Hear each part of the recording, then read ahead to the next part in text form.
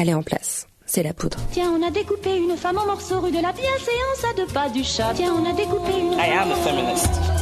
Je vous obsède avec une constance je ne me suis pas qui appelle quand même l'admiration. Conduit d'une façon conforme à ce qu'on attend d'une jeune fille d'abord, et d'une femme ensuite. I'm sorry that I didn't become the world's first black classic pianist. Je crois qu'une femme qui existe dans son temps, à l'intérieur de son temps, n'a pas d'époque, elle marque son époque.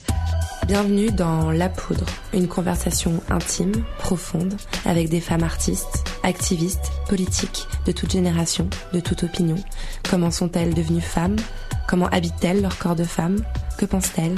Écrivent-elles ? Pendant la campagne présidentielle, La Poudre parle politique. Une fois par semaine, je reçois une femme qui compte dans le paysage politique français. Je suis Lorraine Bastide et cette semaine, mon invitée est Karima Deli. On ne peut pas faire de la politique pour les gens, ça n'existe pas. Il faut faire avec les gens. Cet entretien a été réalisé le 13 octobre 2016 à Paris. Karima Deli, vous êtes députée européenne depuis 2009. Vous avez été la plus jeune députée du Parlement européen. Vous êtes candidate à la primaire d'Europe Écologie Les Verts. Vous êtes militante au sein de plusieurs collectifs. Vous êtes spécialiste du mal logement. Vous êtes doctorante en sciences politiques. Et j'ai lu hier un portrait de vous, écrit par l'AFP. Au 3e paragraphe, il est fait référence à vos traits fins et à votre sourire enjôleur. Est-ce que ça vous énerve ? Non, ça m'énerve pas parce que c'est un trait de mon caractère. C'est vrai que moi j'ai tendance à pas faire la gueule. Je sais pas faire la tête. Ça c'est un truc où j'essaie. C'est vrai que vous souriez tout le temps. Non, c'est vrai. J'essaie en permanence et je trouve que la vie... Moi je suis une amoureuse de la vie. Et c'est vrai que je suis née avec 12 frères et sœurs, dont 9 sœurs. Et ma mère nous disait toujours le matin, donnez des sourires parce que le sourire c'est gratuit. Et ça permet juste même 30 secondes de faire le bonheur des autres. Et moi j'ai tendance à beaucoup sourire, rire. Et ce côté un petit peu qui manque aussi parfois dans un climat morose dans lequel on est, ça permet d'avoir aussi des moments où les gens réapprennent justement à sourire. Parce que quand quelqu'un vous sourit, vous avez soit tendance à dire je le connais ou je le connais pas, ou soit vous répondez par un autre sourire, donc la vie est belle. Ouais, vous avez raison. C'est une belle éducation que vous avez reçue. Vous avez grandi à Tourcoing. C'était comment de grandir là-bas ? Alors je suis née à Roubaix. À Roubaix, c'est une ville du Nord. C'est une ville qui est marquée beaucoup par ce qu'on appelle les indicateurs rouges. Hein. C'est vraiment une ville où il y a énormément de pauvreté, où on a subi la désindustrialisation du Nord. Donc je suis née à Roubaix et j'ai vécu à Tourcoing. Tourcoing est une ville aussi marquée par le textile, hein, et donc une ville ouvrière à la base. Comment c'est de grandir dans une ville ouvrière ? Eh ben c'est super au fait. Moi c'est ma grande fierté quand souvent je dis aux autres que je viens de Tourcoing avec le 1 du Nord. J'ai beaucoup de plaisir parce que la caractéristique des gens du Nord, et c'est pas une fable, c'est vraiment la générosité. Le Nord a été, et notamment ma ville, c'est vraiment une ville où les habitants tiennent ça. Ils connaissent la mémoire de leur ville et ils essaient au maximum de le répercuter. Et moi, en tant que petite fille, de fille d'ouvrier aussi, hein. Votre papa travaillait dans le textile, dans l'industrie textile, il était ouvrier textile. Alors il était soigneur de laine. Alors moi j'ai trouvé ça super. Quel joli nom de métier. C'est très joli nom de métier qu'on a complètement oublié. Il soignait la laine dans les bobines. Et j'ai grandi dans un milieu avec tout ce qu'il me fallait, mais sans être dans la consommation à outrance dans la société dans laquelle on est, parce que quand on est 13 enfants, vous ne pouvez pas accumuler autant d'objets, vous n'êtes pas addict à des marques, vous n'êtes pas dans le luxe ou dans ce que moi j'appelle notamment l'addiction à des objets obsolètes. Au contraire, on avait juste besoin de vivre, manger et de s'amuser, parce qu'on a eu beaucoup de chance. Quand on est 13, on peut faire plein de choses à 13. Que ce soit... moi, j'ai adoré les cours de chant, parce que mon père, le week-end, disait à ma grande sœur, tu vas être un peu la chef d'orchestre. Alors nous, on choisissait un peu les instruments. Moi, j'adorais chanter, donc j'étais dans les chanteurs. Voilà, et on s'amusait comme ça. Mais on était vraiment on n'était pas du tout dans la décroissance. C'était pas politique. On parlait pas politique chez moi, jamais. Mais on était dans moi, ce que j'aime bien, comme dit Pierre Rabhi, dans la sobriété heureuse. La sobriété heureuse de Pierre Rabhi. Ouais. Donc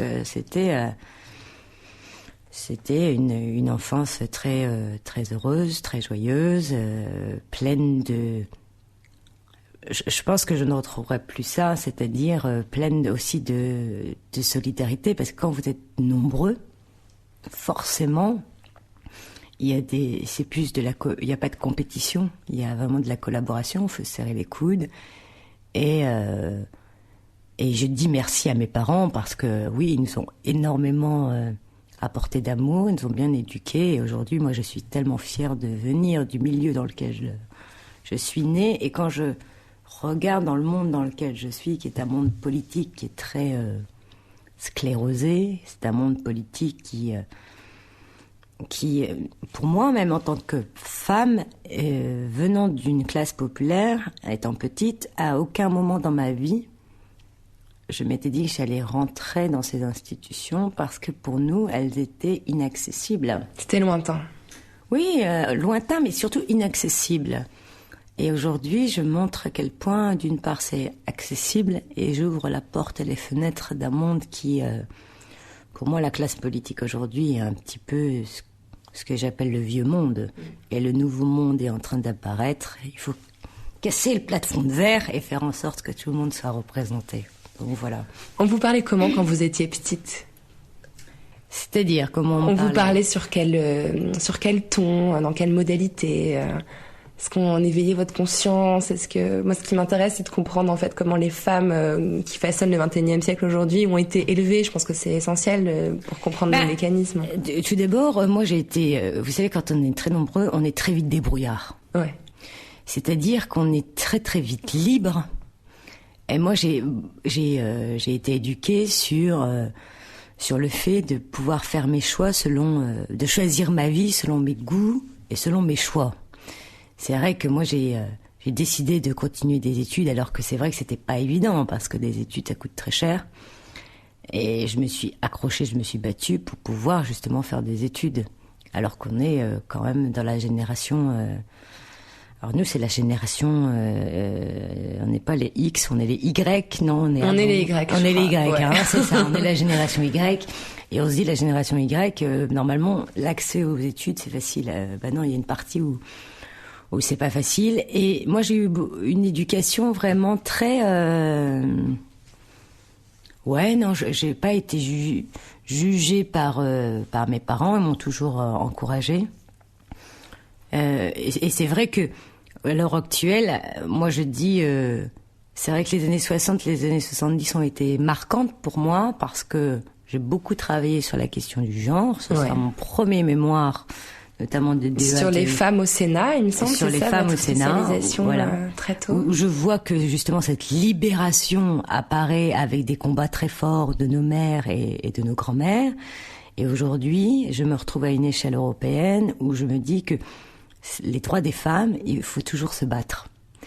Dernièrement, là, on est sur le combat notamment de la Pologne sur l'IVG. Il y a une loi qui bannit complètement l'avortement. Unique, qui va condamner même une jeune fille de 12 ans qui se fait violer, par exemple, devra garder l'enfant, ce qui est un scandale incroyable. Et donc, on voit que merci les grands-mères, merci les mères, et maintenant, c'est à nous de prendre le relais, la génération qui dit on peut pas laisser notamment les conservateurs revenir sur nos droits. Et au contraire, il faut avancer. Donc moi, j'ai eu une éducation plutôt... une éducation, oui, un petit peu de battante. Et moi, je vois ma mère. C'est-à-dire que ma mère a élevé 13 enfants. 13 enfants, c'est... Chapeau. Voilà, c'est une PME, elle a mis au monde 13 enfants. Elle a mis déjà au monde, en soi. Voilà, elle a mis au monde 13 enfants. Elle a géré, elle a élevé 13 enfants d'une manière incroyable, puisqu'on a tous fait des études. Et parfois, je me demande si elle s'est pas oubliée un petit peu, parce qu'élever 13 enfants, passer sa vie à être une très très bonne mère. Nous, on est la génération qui pouvons être mère, on peut être députée, on peut être femme amoureuse, on peut être épouse, etc. En fait, on a vraiment le choix. Je pense que ma mère, elle a décidé de faire le choix d'être une belle maman. Pour permettre à ses filles peut-être d'avoir ce choix. Ouais, il y avait ça, mais il y avait aussi le fait qu'elle a beaucoup cru, notamment à l'école de la République. Elle qui ne savait, alors qui sait toujours pas, hein, elle sait pas lire ni écrire. Moi, j'ai des parents qui ne savent pas lire ni écrire. Mais elle s'est investie sur l'école rendra justement cette liberté à mes enfants de pouvoir choisir leur vie. Elle a beaucoup cru en l'école républicaine, au point que mes parents vont un peu se sacrifier parce que ils vont nous. Moi, j'ai été d'abord dans l'école publique. Puis après, j'irai dans le privé, donc dans des écoles où il faut payer. Et donc, chapeau à eux et merci à eux. Hein, c'est donc, clair. Quelle fierté d'avoir des parents aussi qui se sont vraiment sacrifiés pour leurs enfants. Parce que, moi je me souviens que lorsque j'ai eu la chance de travailler au Sénat et que mes parents étaient venus à Paris, pour eux c'était le grand voyage. Parce que Paris, c'est quand même, et de découvrir des mondes auxquels ils pensent vraiment que ce sont des mondes qui sont inaccessibles. Les classes populaires, elles ont toujours ce sentiment un peu d'infériorité. Elles ont toujours ce sentiment, leur renvoie que c'est pas leur place. Et moi, je suis contente de leur montrer qu'aujourd'hui, les classes populaires, elles peuvent être dans les institutions, elles peuvent être candidates à la présidentielle, elles peuvent montrer aussi qu'elles ont des richesses et des valeurs à défendre. Voilà. Vous êtes devenue femme ou vous l'êtes de naissance ? Alors, quand j'étais plus jeune, j'avais toujours des cheveux courts, parce que j'ai un frère qui est au-dessus de moi, et je disais à tout le monde que c'était mon jumeau. Voilà. C'est mon grand confident, c'est mon meilleur ami, c'est tout pour moi. Et j'étais très féminine déjà petite. En même temps, quand on a 9 sœurs, c'est plus facile. Mais je crois que je vais découvrir le sens de ce qu'est la féminité. C'est en lisant très tôt d'ailleurs Bonjour Tristesse de Sagan. Alors moi je suis une grande fan de Sagan. Je n'ai pas le côté, j'aime bien le côté totalement décalé. La tête brûlée aussi qu'elle était un peu. Oui, et puis la femme, il faut lire. Moi j'ai tout lu de Sagan. Mais je pense que c'est la femme qui montrera à quel point, dans les années 50, avec son premier livre, elle est complètement elle est dans l'excès. Elle va chercher l'excès. C'est-à-dire qu'elle va montrer à quel point il n'y a pas de limite dans cette liberté lorsqu'on est femme. Lorsque Bonjour Tristesse apparaît, on va l'appeler quand même le petit vilain canard. On va donner quand même des noms très très durs. Elle a 19 ans, elle a les cheveux courts, elle fume des clopes, elle est très irrévérencieuse. Il faut savoir qu'à l'époque, c'était quand même, c'était pas dans la norme, hein. Et elle va montrer à quel point. Alors c'est pour ça que moi j'aime beaucoup Sagan. J'aime beaucoup Sagan par l'écriture, mais j'aime beaucoup aussi cette femme qui va prendre sa vie, qui va la vivre à fond, parfois par excès. C'est pas mon cas, hein, vivre dans la course dans les voitures ou dans la drogue, etc. Je rassure tout le monde, c'est pas mon cas. Mais j'aime ce côté de vivre les choses à fond. Je pense que la vie aujourd'hui, elle est trop courte. Elle peut nous réserver de très mauvaises surprises, malheureusement. Et faire en sorte que moi, quand je m'investis à fond et jusqu'au bout. Et Sagan, c'était aussi ça, cette écriture qui est une écriture de vie mais surtout une écriture parfois très très mélancolique, parce que ce qu'elle vit à l'époque est très douloureux. Et en même temps, elle va en faire une arme. C'est ça la force de Sagan, de faire en sorte que des choses qui peuvent détruire des gens, hein. Je vais pas raconter toute la vie de Sagan ici, mais elle en fera une arme et pour pouvoir avancer. Et moi, je crois que c'est ça aussi qu'il faut montrer, c'est que les femmes, à un moment, elles ont ce caractère-là, alors surtout dans notre époque, où elles doivent tout assumer, et j'ai l'impression qu'elles sont beaucoup plus en droit de faire leur choix, parce qu'elles sont beaucoup plus déterminées. Il est vrai qu'avant, on était un petit peu le phénomène, ce qu'on appelait à l'époque, le phénomène des embryons. On était scotchés dans notre rôle, soit de mère, notre condition, voilà, soit de mère, ou soit de rester dans la sphère privée. Aujourd'hui, on a la possibilité de dire, non, on n'est pas juste mère ou enfermé dans une sphère privée. Au contraire, on peut être plein de choses et tant mieux.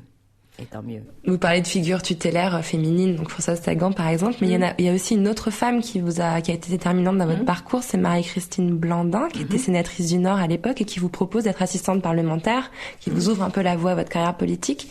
Est-ce que ça existe, la sororité en politique ? Je sais pas. Mais en tout cas, la politique, elle est faite aussi de belles rencontres. Et Marie-Christine Blandin a été une très belle rencontre. C'est-à-dire que moi, j'écrivais à l'époque un débat de sciences politiques sur les femmes au Sénat. Alors, pourquoi les femmes au Sénat ? Parce que la littérature, notamment du genre, a beaucoup travaillé sur les femmes à l'Assemblée nationale, avait beaucoup travaillé sur les femmes ministres, etc. Mais il n'avait pas été chercher ce qui se passait dans cette boîte noire qu'on appelle le Sénat français. Et donc j'ai étudié justement les comportements de ces femmes. À l'époque, elles étaient 34. Aujourd'hui, elles sont un peu plus. Mais c'est toujours pas cette minorité. Fameuse parité qui nous est écrite très très bien dans les lois, mais pas dans les actes. Et j'ai rencontré Marie Blandin, qui a été pour moi le déclic. C'est une femme qui était quand même la première femme présidente d'un conseil régional du Nord-Pas-de-Calais. C'est la première femme écolo, qui va me montrer à quel point, en fait, l'écologie... Moi, je me sens écolo, mais je ne suis pas devenue écolo. Parce que tout le monde dit on devient écolo aujourd'hui, c'est un peu la mode. Tant mieux, il faut plus de gens écolos, ça c'est clair. Mais je crois que tout le monde a une conscience écolo. Moi, je suis née écolo. C'est-à-dire que quand je suis née, on faisait attention à tout. On faisait attention à l'électricité, on faisait attention à ne... Alors chez moi, on dit dans le Nord, arrête de gâcher. Le gaspillage alimentaire, on ne connaît pas. L'économie circulaire, aujourd'hui on parle de l'économie circulaire, mais moi je recyclais les vêtements de mes grandes sœurs ou de mes grands frères. C'était un petit peu il y avait une pièce chez moi. Moi j'aimais bien dire que c'était un peu le Emmaüs, parce qu'on récupérait tout, les chaussures, les ceintures, d'une génération à l'autre. Donc en fait, j'étais écolo sans le vouloir. Que lorsqu'on partait à Dunkerque en vacances, alors en camping, hein, bien sûr, parce qu'à 13 c'est beaucoup, mais on faisait du camping, mais une partie des enfants, à l'époque il n'y avait pas la voiture de 15 personnes, hein, ça n'existe pas, donc on partait une partie en train, une autre partie en voiture et l'inverse, donc on faisait vraiment attention, on était en train d'anticiper sur l'autopartage, hein, voilà. Sur le covoiturage. Voilà. Et la rencontre avec Marie Blandin a été extraordinaire parce que elle va montrer à quel point... Parce que moi, quand je suis arrivée, quand j'ai commencé à faire des études, tout le monde disait l'écologie, c'est pour les bobos. Et j'en avais un peu marre. Et avec Marie-Christine Blandin, elle m'a montré à quel point l'écologie populaire pouvait exister. Parce que sans écologie, les classes populaires, elles ont tout à perdre. Et moi, je viens d'un territoire, le Nord-Pas-de-Calais, qui a subi énormément de dégâts environnementaux. Et l'un des plus grands et les plus marquants de notre région, c'est l'amiante. Ouais. On a été vraiment la terre où l'amiante malheureusement a tué et tuera encore énormément de personnes. Et ce combat contre l'amiante a montré à quel point l'environnement touchait tout le monde. et notamment ces ouvriers qui travaillaient dans l'amiante.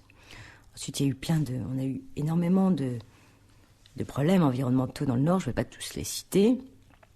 Mais en tout cas, cette femme, elle se bat et elle dit une chose très concrète. On ne peut pas faire de la politique pour les gens, ça n'existe pas. Il faut faire avec les gens. Parce que souvent, on croit que les politiques ont toutes les solutions.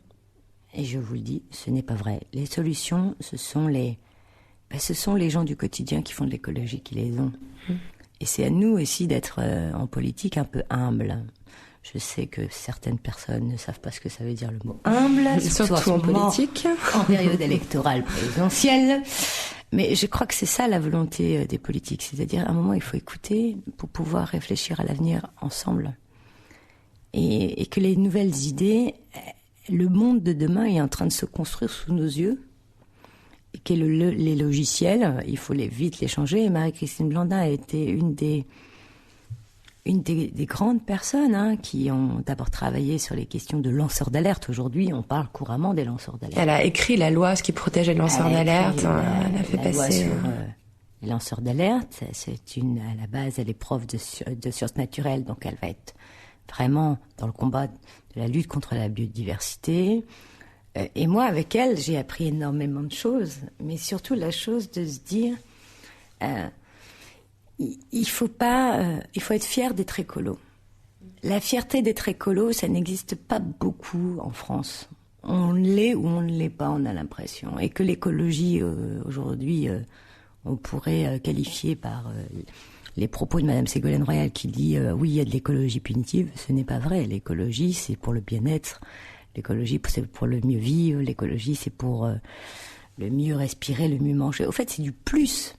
Mais l'écologie, il ne faut pas justement l'enfermer dans une idéologie. L'écologie, c'est aussi bien les questions environnementales, mais aussi les questions sociales, parce qu'on règle les injustices sociales et les injustices environnementales.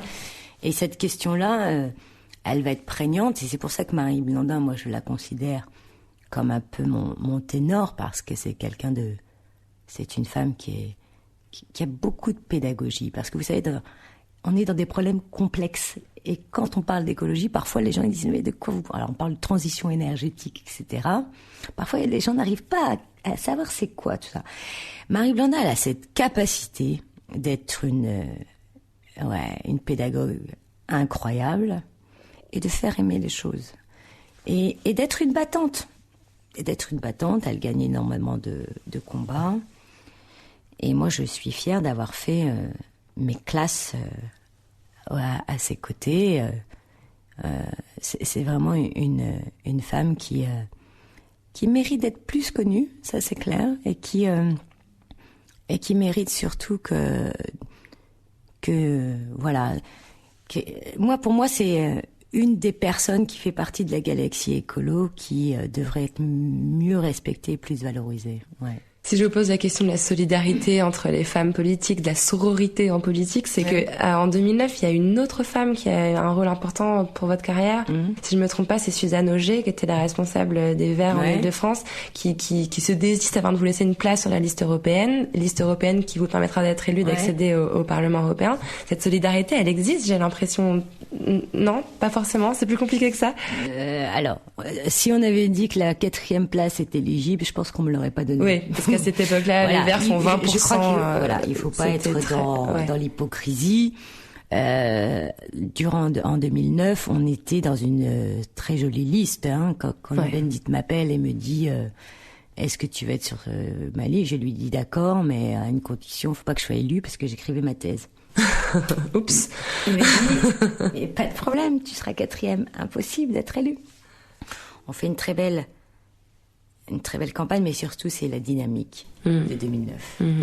C'est-à-dire que ce qui est super, c'est que moi je vais rentrer dans une campagne avec des personnes que je ne connais pas, et c'est pas seulement des personnes, ce sont des personnalités. Que ce soit des José Bové avec cette très jolie moustache, que ce soit Eva Joly avec cette très belle paire de lunettes. Voilà, non, je rigole. Hein. Mais c'est toutes des personnalités qui ont des parcours totalement différents, des combats totalement différents, mais en même temps, on n'a qu'un objectif, c'est tous de parler d'écologie et d'Europe. D'où le nom Europe Écologie. On fait une telle... Et moi, j'étais 4e parce que moi, j'incarnais Europe Écologie. C'est-à-dire que j'avais ma carte dans le mouvement des écolos, mais en même temps, j'avais un pied dans le mouvement écolo, mais un pied dans le mouvement social. C'est-à-dire que j'étais dans le collectif Jeudi Noir. Ensuite, on va créer un collectif qui se battait contre le mal logement de façon alternative, festive. Voilà, souriante, et de montrer à quel point, en fait, j'étais les deux casquettes. C'est-à-dire, je venais du monde associatif, en même temps, j'avais un engagement politique, et les deux, ça faisait Europe Écologie. Et la cerise sur le gâteau, c'est que tout le monde m'a dit que je ne serais pas élue. Donc Suzanne Auger, parce qu'il y a eu des espèces de votes internes, etc. Et moi, je suis arrivée à quelques voix de Suzanne Auger. Et ce qui s'est passé, c'est qu'il y avait Denis Cohn-Bendit, Eva Joly, Pascal Canfin en 3. Et ensuite, ils voulaient quelqu'un de jeune et dynamique pour... mais non, mais je crois qu'il faut pas se mentir, qui incarne aussi une nouvelle génération. Et donc, c'est moi qui... voilà, j'ai eu cette place, mais sans penser que j'allais être élue, au fait. Et donc 20%, enfin ça, c'était hier, 2009, 20% aux élections. C'était il y a 7 ans, on faisait 21% en Île-de-France. C'est énorme. C'est plus qu'énorme, mais on avait cette envie de faire partager que on aime l'écologie. Et 7 ans après, à l'heure actuelle, moi je suis assez fâchée contre la direction de notre parti parce qu'ils se sont affermés dans ce que moi j'appelle des débats stériles, de la politique politicienne, des jeux stratégiques pour des postes, on voit le résultat aujourd'hui. Et c'est pour ça que je vais aussi à cette primaire. C'est pour tourner la page de l'échec durant 7 ans de l'écologie politique, de dire que l'écologie, c'est pas condamné à faire 1%, et surtout de dire, mais les gens aiment l'écologie. Ils sont déjà écolos. Tout le monde est écolo. Ils trient leurs déchets, ils font attention à leur consommation d'énergie, d'eau, même de viande. Ils font attention à la condition animale, ils s'émeuvent du réchauffement climatique, sauf que l'offre politique, elle n'est pas incarnée. Ben moi, je propose d'être cette nouvelle incarnation et de montrer, vous allez voir, que le projet de l'écologie en tant que telle en France, c'est enthousiasmant. Pourquoi ? Parce que l'écologie, c'est l'avenir. Et donc, il y a tout à faire. Et c'est ça qui est génial. Et de montrer que l'écologie, c'est la solution. À l'emploi, au mieux vivre, pour la question de la démocratie, tout ça, c'est de l'écologie. Donc, allons-y, n'ayons pas peur, comme dirait le pape. Vous citez le pape, là, sérieux? Alors, en 2009, vous devenez députée européenne et j'ai lu une interview de l'époque où vous disiez « Il m'a fallu quelques jours pour réaliser et accepter un costume qui m'apparaissait trop grand pour moi. Mais en bossant, je me suis dit que tout irait bien. » J'ai l'impression qu'un homme n'aurait jamais dit ça. Peut-être que je me trompe. Oui, c'est vrai, mais c'est surtout, c'est pas je crois que c'est pas le fait, il y a le fait d'être femme, mais il y a le fait d'être quand vous arrivez, vous avez 29 ans, c'est très jeune en politique, et vous regardez la sphère, le prototype de l'homme politique, c'est un mâle blanc de 60 ans. Et vous arrivez, vous êtes jeune, issu de l'immigration, activiste, écolo, et ensuite de ça, vous avez plein de combats derrière vous. Et la seule carte qu'il faut jouer, c'est de montrer que les femmes, elles sont aussi compétentes que les hommes. Et je n'aime pas, alors moi j'avais dit, c'est pas ce costume était trop grand, c'est que moi je me taille mon propre costume. Je ne veux pas ressembler à la classe politique telle qu'elle est. Pour moi, c'est une classe politique qui est cynique, qui est fataliste, qui joue à coups de petites phrases dans la presse, mais qui ne règle pas les problèmes des citoyens. Et puis, il n'amène pas à une nouvelle aventure. Je crois que il faut aller réveiller le cœur des gens. Il faut qu'ils s'engagent, mais il ne faut pas qu'ils s'engagent sur n'importe quoi. Et ensuite, il faut vraiment faire en sorte de les accompagner. Et c'est pour ça que moi, je préfère tailler mon propre costume. Mon costume est très simple. Alors, je n'ai pas de tailleur en politique. Parce que ça, c'est une question qui m'est souvent posée. Comment vous vous habillez, c'est ça? Oui, souvent, justement, les codes des institutions chez les femmes sont reconnaissables par le vêtement. C'est quand même assez incroyable. On se rappelle de l'épisode de la robe de Cécile Duflot à l'Assemblée. Voilà, on peut se souvenir de la fameuse veste rose de Roselyne Bachelot. Voilà, on retient ça, hein. Et c'est pour ça que je dis toujours que moi, je préfère porter mon costume. Mon costume, c'est de trimballer ma bonne humeur dans ces institutions, mais aussi de bouger ces meubles qui sont là depuis trop longtemps. Et donc, c'est vrai que c'est pour la classe politique. Quand je suis arrivée au Parlement, moi, je portais des jeans avec des t-shirts avec des inscriptions dessus. Pour eux, c'est totalement nouveau. C'est-à-dire, voilà, et je fais des coups d'éclat dans les institutions. Un exemple très concret, quand je suis arrivée, c'était l'élection de Monsieur Barroso. Monsieur Barroso, vous avez vu les petits problèmes qu'il a aujourd'hui. C'est un petit peu compliqué pour lui aujourd'hui, ouais. Qui veut travailler, maintenant, qui est membre quand même de Goldman Sachs, qui est un sacré problème pour l'image de l'Europe. Et je suis arrivée, j'ai dit, je fais une campagne contre Barroso.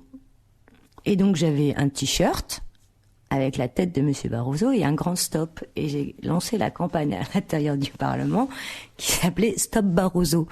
Et c'est vrai que mes aînés se sont dit, mais qui est cette jeune femme qui ose? Et ben c'est ça aussi. Moi, j'ose. Je crois qu'on est dans une période où il faut pas se restreindre. Il faut se museler. Oui, il faut pas se museler, mais se restreindre dans toutes les activités dans lesquelles moi je suis investie, j'ose. Et je crois que c'est aussi ça ma force. Et c'est dû aussi, je crois, à mon univers du Nord. C'est-à-dire que le Nord-Pas-de-Calais a toujours été une terre de lutte. C'est vraiment le lieu où est né, par exemple, les premiers logements sociaux. Les premières coopératives. Le Nord, c'est une grande histoire. Et moi, c'est pas de la revanche, parce que souvent, on pourrait croire que, justement, c'est une revanche par rapport au fameux ascenseur social. Non, je crois que c'est une volonté d'action qui est propre à ma détermination, mais depuis toute petite, en fait. Ça, c'est quelque chose qui m'anime tous les jours. Et faire en sorte que justement le costume du député, je crois qu'il est aussi, pour moi, il est un peu vieillot. C'est un problème, hein, mais je me reconnais absolument pas dans la représentation politique aujourd'hui. Et ce qui m'attriste le plus, c'est que la première fois que j'ai voté à des élections présidentielles, c'était en 2002. Ouais. Et c'est là où moi j'ai un électrochoc. Je me dis l'année où Jean-Marie Le Pen est arrivé au second tour. Voilà. Donc j'ai un problème parce que je me dis j'en ai marre de voter contre, en fait. Mm-hmm. Moi je voudrais voter pour. Et là même ce qu'on est en train de nous dessiner pour 2017, on va devoir voter contre Marine Le Pen. Alors je sais que c'est très difficile de faire une campagne contre Marine Le Pen parce que maintenant je suis députée de chez moi. Du Nord. Ouais, mais on se connaît les scores du FN dans certaines... Et j'ai fait une campagne face à Marine Le Pen durant les européennes. Et c'est vrai que notre classe politique n'a pas réussi à dire maintenant il faut une offre alternative. Moi, je peux plus de l'alternance. Je veux une véritable alternative. Et je crois qu'on est la génération qui a proposé cette nouvelle alternative. Ça, j'en suis presque certaine. On parlait d'une classe politique qui est vieillotte, qui est cynique. On peut aussi la qualifier d'extrêmement sexiste. Vous avez créé il y a 2 ans, un peu comme une blague, un Tumblr qui s'appelait « Et sinon, je fais de la politique ». Vous aviez invité vos collègues à poster les phrases les plus sexistes qu'on leur ait adressées. Est-ce que ça a marché? Est-ce qu'on vous parle un peu mieux depuis? Oui, mais alors au Parlement européen, c'est pas pareil. Hein. Ah ouais. C'est beaucoup plus feutré et c'est beaucoup plus respectueux parce que les cultures sont totalement différentes. En France, ça l'est encore, je veux dire. Cette classe politique est très sexiste, machiste. Et ce Tumblr avait comme... Alors je l'ai lancé le jour de la journée des droits des femmes, le 8 mars. Et je vous montre, parce que j'étais sortie d'un colloque où j'avais été complètement choquée, où j'avais fait un discours sur, tenez-vous bien, sur les financements, notamment avec les fonds européens. C'est assez technique. Et puis quelqu'un, mon voisin, m'avait dit « Mais votre discours est très technique pour une femme. » Est-ce qu'on aurait dit ça à un homme ? Évidemment que non. Bien sûr que non. Comme si nous n'étions pas capables, nous femmes, d'avoir justement des connaissances techniques. Mais nous, c'est l'émotion, la sensibilité. Voilà, et d'être dans des secteurs d'activité qui nous ressemblent, hein, le social, l'éducation, etc., etc. Et donc, je voulais montrer à quel point que si moi, en tant que députée, j'avais ce genre de remarques, ça veut dire que énormément de femmes dans la classe politique devaient... Donc, j'ai lancé un appel qui s'appelle « Sinon je fais de la politique », un Tumblr, et je demandais aux femmes de témoigner avec une photo où on faisait un peu la tête, avec la phrase notamment de notre collègue. Inscrite sur un panneau que vous dressiez devant vous. Voilà, et une autre photo qui montrait au fait notre qualité en tant que députée, en tant qu'élue régionale. Et au fait, je me suis rendu compte très vite que les femmes politiques, notamment, ont joué le jeu, de montrer à quel point cette question justement du sexisme en politique est très très prégnant, notamment dans nos institutions politiques. Et je vais me rendre compte également que ce n'est pas seulement dans la sphère politique, c'est aussi dans les entreprises, c'est aussi dans le monde associatif, etc. Donc face à ça, on n'a toujours pas réglé cette question, et je crois qu'il faut taper beaucoup plus fort. Il faut taper beaucoup plus fort, parce que moi je crois que c'est pas seul. Il faut aller chercher la sanction, quoi. Moi je trouve ça assez scandaleux que ma collègue Véronique Massonneau, dont les collègues masculins, lorsqu'elle parle, font des bruits, notamment, de poulet. Moi, c'est pas. Moi, je crois que ce genre de comportement montre à quel point les femmes vont devoir encore se battre. Maintenant, ça suffit. Il aurait fallu, je pense, pas juste sanctionner en termes de revenus ces hommes. À un moment, il va falloir que on les pénalise d'une manière beaucoup plus prégnante, c'est-à-dire qu'ils ne peuvent pas avoir accès à ces fonctions-là s'ils ne sont pas respectueux. C'est juste aussi un moment. C'est juste un moment des comportements qui peuvent, parce que ça ce sont juste des anecdotes. Et souvent les hommes en politique vous présentent ça comme de la blague. Alors souvent ils c'est disent, pas si grave. C'est pas très grave, voilà. Alors par exemple ils vous disent bonjour ma chérie. Est-ce que nous on oserait dire à nos collègues bonjour mon chéri? Salut mon chou. Voilà, ce genre de choses qui est inacceptable pour moi. En tout cas, je l'ai dénoncé, je continuerai à le dénoncer, mais maintenant je crois que on a un moment où il va falloir sanctionner, parce que si on veut vraiment une égalité de traitement, l'égalité de traitement, elle va se faire aussi par un rapport de force. Le rapport de force, il faut qu'on le mène, pas seulement dans une mobilisation, mais aussi dans les actes, et peut-être que la loi peut servir aussi à ça.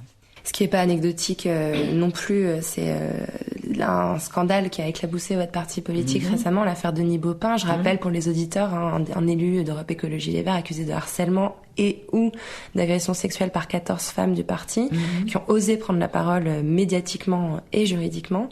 Moi, ce qui m'a estomaqué, c'est le courage de ces femmes. Il faut reconnaître le courage, parce que je crois que quel que soit l'endroit, le parti, ou parce que ça se fait aussi dans les entreprises, etc.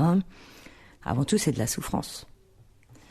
C'est de la souffrance qui, à un moment, il faut aussi dire bravo. Vous l'avez dit, vous êtes courageuse, mais ensuite il faut aussi tout un accompagnement de ces, parce qu'elles ont été victimes, donc il faut aussi un accompagnement de ces victimes, et il faut régler très vite la question, qui, en 2016, n'est toujours pas réglé. Ce qui pose un véritable problème, encore une fois, c'est-à-dire, est-ce que ces sujets-là, il faut attendre des scandales pour pouvoir en parler? Moi, lorsque je lance mon Tumblr, vous l'avez dit, c'était en 2014, je veux dire, en 2 ans, est-ce qu'on a fait quelque chose? Pas réellement.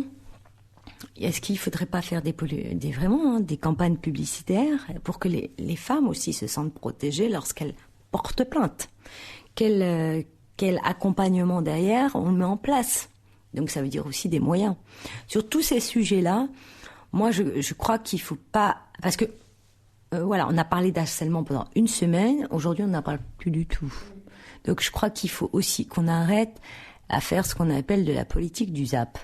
C'est-à-dire un sujet, malheureusement, balaye l'autre d'une semaine à l'autre, alors que ce sont des sujets sur lesquels ça mérite vraiment des grandes réponses, et ça mérite surtout, ça mérite qu'on n'en ait plus, quoi. Donc maintenant, il va falloir des actes concrets et pas juste d'être estomaqué. Ça y est, on a été estomaqué par cette histoire. Je pense que on a vu les réactions des uns et des autres. Ça arrive dans d'autres partis politiques, mais ça arrive aussi dans d'autres sphères. D'ailleurs, je pense que c'est peut-être pas un hasard si cette parole a émergé au sein d'Europe Écologie Les Verts et pas ailleurs. Enfin, je sais pas, j'imagine qu'il y a des histoires similaires au PS ou chez les Républicains, mais peut-être que les femmes ont moins la possibilité de s'exprimer. Europe Écologie Les Verts, c'est quand même le seul parti politique français à ne pas avoir à payer d'amende pour non-respect de la parité. C'est un parti qui a présenté une candidate femme aux dernières élections présidentielles, Eva Joly. Est-ce que l'écologie est un terrain favorable au féminisme et aux femmes en général? Je crois que surtout, c'est que l'écologie est en avance sur son temps, notamment sur les questions féministes, c'est-à-dire on n'a pas attendu des années pour avoir une femme à la tête de notre parti. Dominique Voynet était déjà candidate femme, la première, ça fait des années. On a toujours eu des postes à responsabilité chez les femmes. On a eu Emma Cosse, on a eu Cécile Duflot, on a eu... Voilà. La parité est quelque chose de très très prégnant chez nous, au point que quand vous regardez le nombre de députés à l'Assemblée ou dans les autres institutions, c'est paritaire, ce qui est assez incroyable. C'est le seul parti de France qui applique cette parité. Oui, mais pas seulement en France, c'est aussi au niveau européen. Par exemple, beaucoup dans le groupe des Verts au Parlement européen, vous avez 2 coprésidents, une femme et un homme. Pour nous, ça fait partie de notre ADN. C'est des choses sur lesquelles on va pas revenir parce que c'est ancré.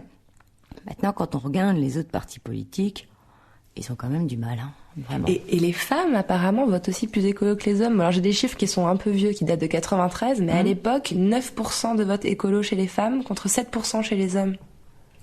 Ouais, mais je crois que les femmes, elles sont en avance sur leur temps, C'est pas moi qui disais ça, La femme est l'avenir de l'homme, entre Olympe de Gouges et les femmes ont toujours été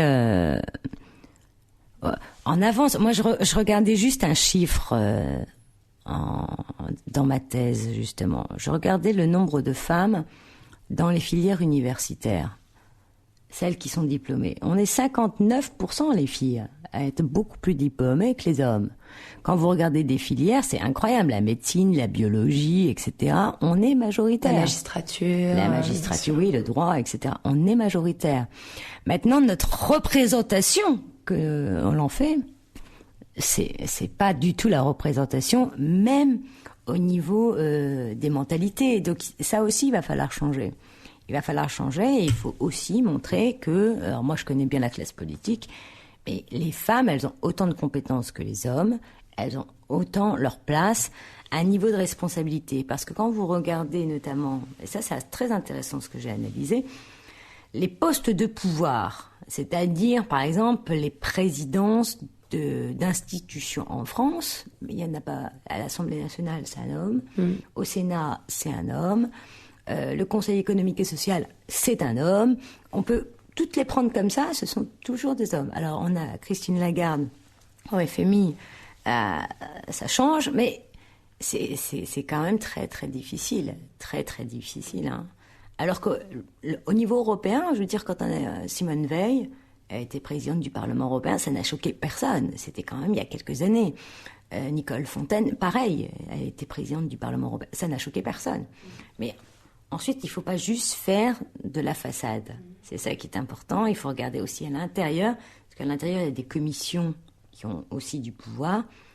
On se rend compte que souvent, la commission culture, c'est une femme, la commission affaires sociales, c'est une femme, mais la commission affaires étrangères, les finances, etc., Les postes sont genrés. Voilà, et les postes sont genrés, ce qui est pas normal. Voilà. Bon, puis après, il y a Maud Fontenoy, quoi. Ah oui, j'ai parlé de Maud Fontenoy. Ouais, dans le genre femme et écologie, c'est quand même une figure qui reste référentielle pour les Français. C'est un peu problématique pour vous? Non, mais moi, j'ai rien contre Maud Fontenoy, hein, je la connais pas, donc... Mais je trouve que c'est un peu une imposture écolo. Notamment d'être le bras droit de monsieur Nicolas Sarkozy, qui se revendique comme un climato-sceptique, désormais, ce qui est un scandale, puisque lorsque le Grenelle de l'environnement s'est monté, on aurait pu croire qu'il avait compris le sens, notamment de l'urgence climatique. On voit bien aujourd'hui qu'il s'en fiche, et que Maud Fontenoy est le porte-parole ou la caution verte de ce personnage. Et je crois que Maud Fontenoy a dû à un moment rater la bonne porte, au fait. Elle n'a pas ouvert la bonne porte. Je ne vais pas lui donner de conseils si elle a fait son choix, mais je trouve que c'est assez dommage. Voilà. On est dans les sujets qui énervent un peu. Est-ce qu'on parle du burkini? Est-ce que j'ai une tête à porter le burkini? Pas du tout, mais j'aimerais savoir ce que vous avez ressenti l'été dernier. Enfin, moi, en tant que femme, les photos de cette femme qui porte un foulard sur la tête, chassée de la plage par 4 policiers armés, m'a bouleversée. J'imagine quand on est une femme venant d'une culture musulmane, c'est encore pire ou pas, je sais pas, mais j'aimerais bien savoir comment vous... Moi, je trouve que, vous savez, je trouve qu'en France, on fait beaucoup d'amalgames. C'est-à-dire, on a quand même fait l'amalgame entre burkini et terrorisme. Comme on fait des amalgames entre identité, laïcité, immigration. Tout ça, c'est un amalgame qui est assez... pour moi, hein, c'est assez choquant. Je crois que ces sujets-là sont trop graves, trop graves pour qu'on fasse des amalgames. Et il faut les prendre un par un. Pour moi, l'affaire du burkini, c'est un faux problème. C'est un faux problème, je veux dire, si les femmes ont choisi de porter un burkini à la plage, je crois que ça ne dérange absolument personne. Vraiment.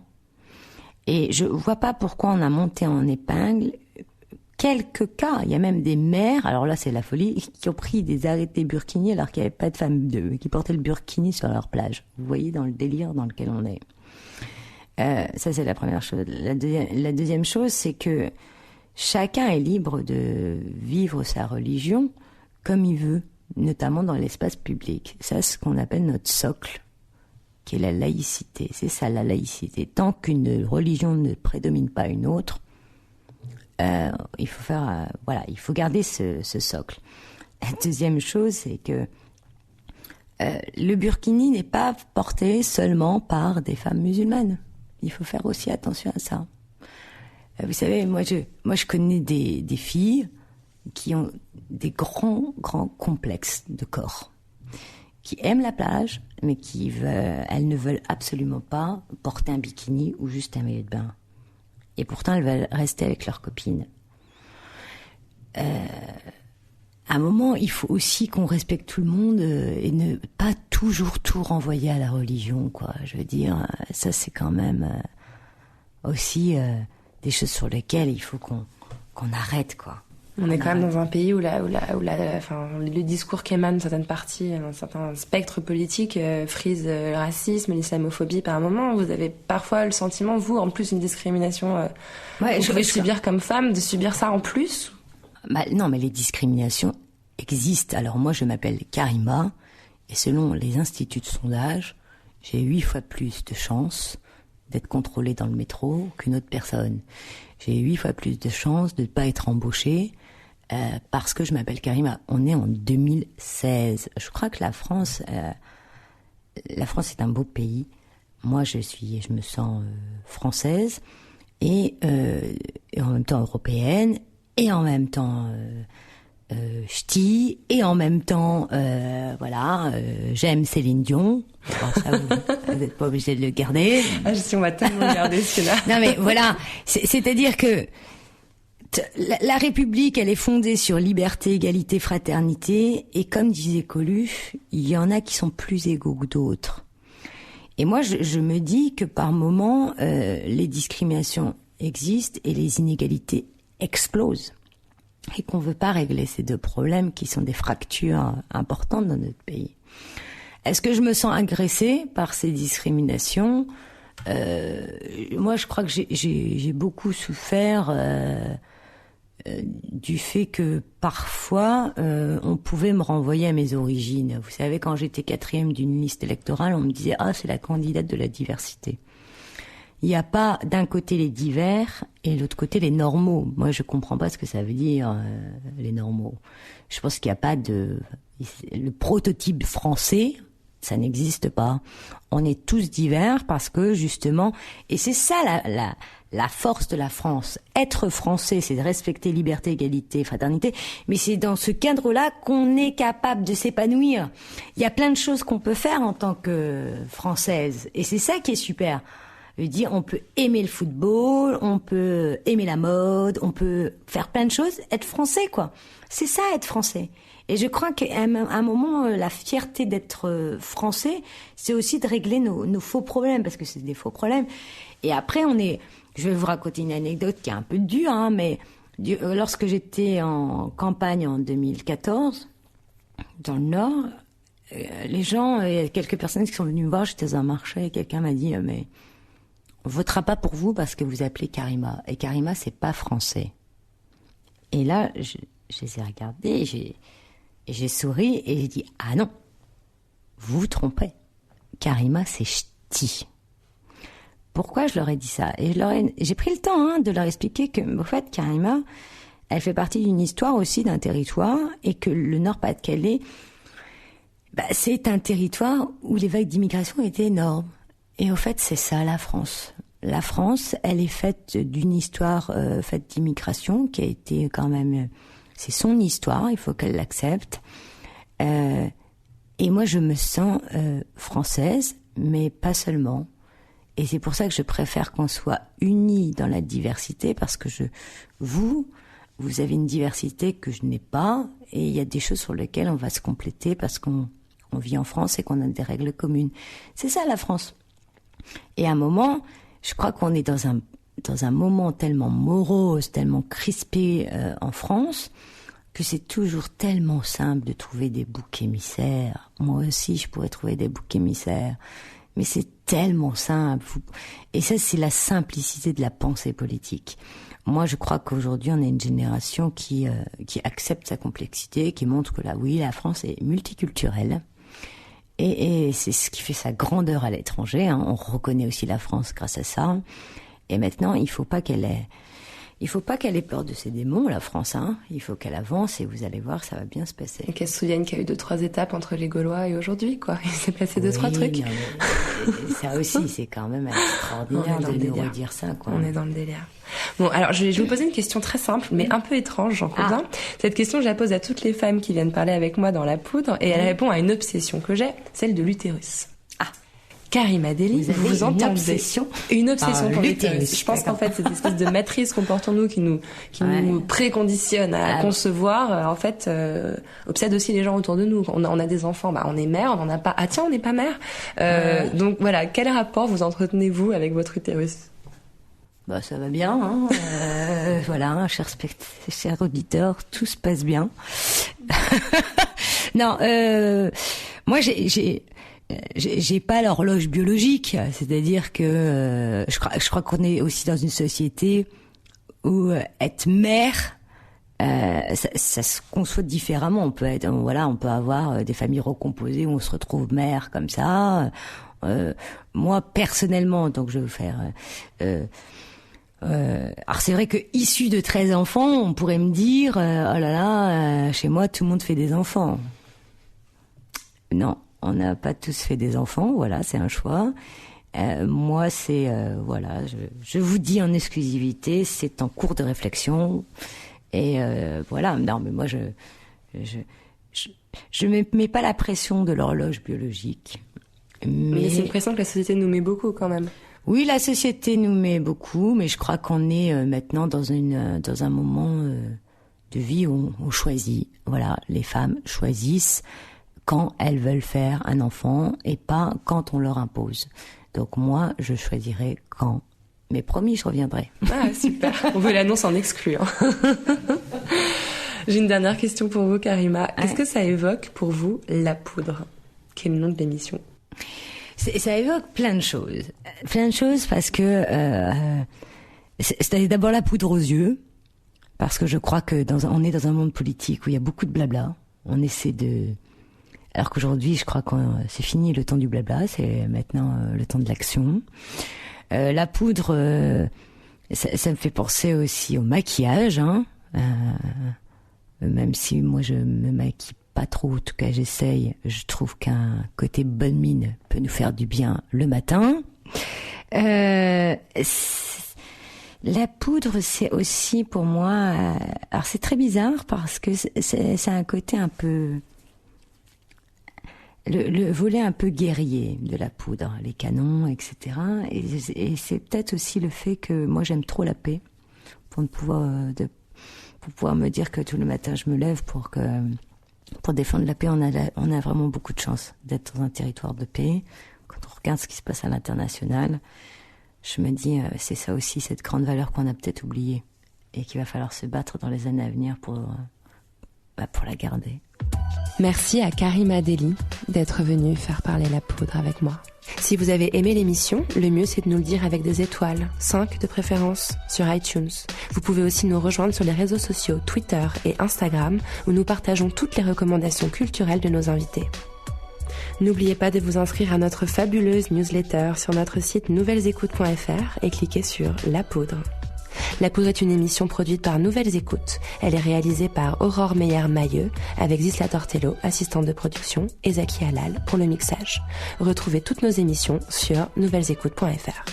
Merci à l'hôtel Grand Amour d'avoir abrité cet enregistrement de La Poudre. C'est un endroit d'un raffinement exquis qui se trouve dans le 10e, en plein dans le quartier qui bouge, qui change, qui s'amuse à Paris. C'est vraiment beau ici. Là, par exemple, sous les yeux, j'ai une baignoire ancienne, à pattes, vous savez. Elle trône dans la chambre. Les murs sont turquoises, les rideaux gris perle. On s'y sent bien. En fait, on a envie d'y dormir. L'hôtel Grand Amour, c'est 18 rue de la Fidélité. Si vous réservez avec le code La Poudre, vous aurez une réduction de 10%. C'est cool, hein? À plus!